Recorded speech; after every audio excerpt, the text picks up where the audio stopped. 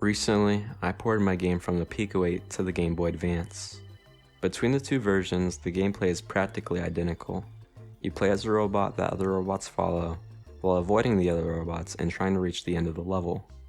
Despite this, there are some minor and two major differences due to how the different consoles work. Luckily, when starting the project, I had some guidance from the Celeste 8 Game Boy Advance port by Jeff Rules, though I was still mostly left to my own devices. Unfortunately, porting the Pico 8 graphics to the Game Boy Advance wasn't as easy as dragging and dropping them into a Game Boy emulator.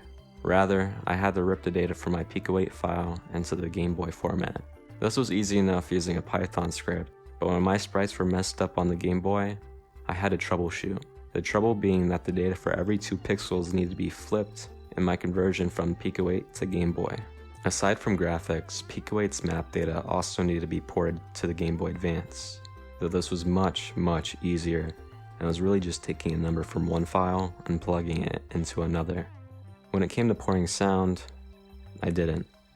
Though when it comes to code, that's kind of required for a game, and sadly, my game's code was not easily portable. My game relies on an entity component system, and in the original version on the Pico 8, it makes heavy usage of Lua tables, which are basically magic. Now, for the Game Boy Advance port, I was stuck using either C or C++, and neither have anything close to Lua's tables, so I had to improvise. I wound up creating a system where I had an entity class and a component class. Each component would have its own ID assigned to it, and an entity would have a dictionary that maps an ID to a component. Then, I created a list of entities that I would query from in the system functions. The entire system worked well for my application, though it definitely wasn't intuitive to use. In both versions, I also ended up adding types to entities, so I could circumvent the entity component system in cases where it hindered more than it helped. With all of this done, I could finally start implementing gameplay. I knew I would have a few problems, but the beginning went very smooth.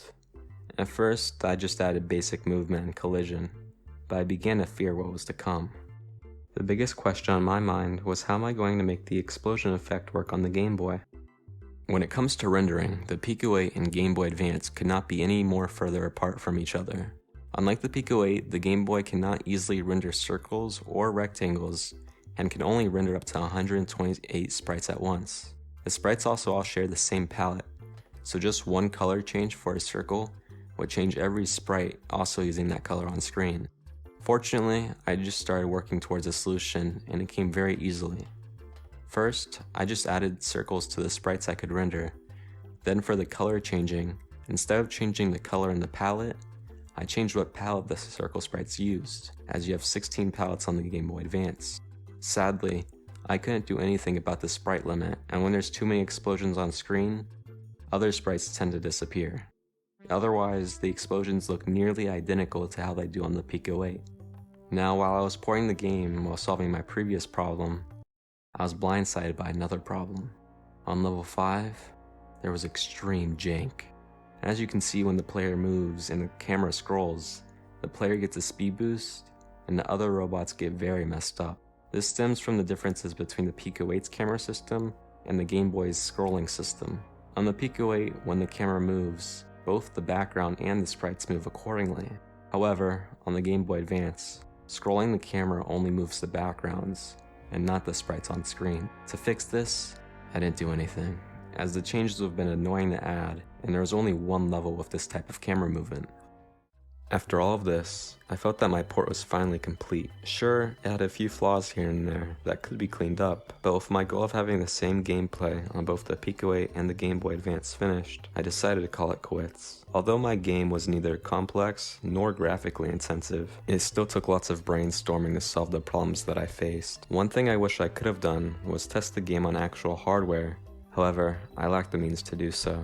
I originally started this project because I had been wanting to make something for the Game Boy Advance, and I just made a game in Pico 8 before finding the Celeste 8 port. In the description, I'll leave a link to the source code in both versions of Nobot on itch.io. Goodbye.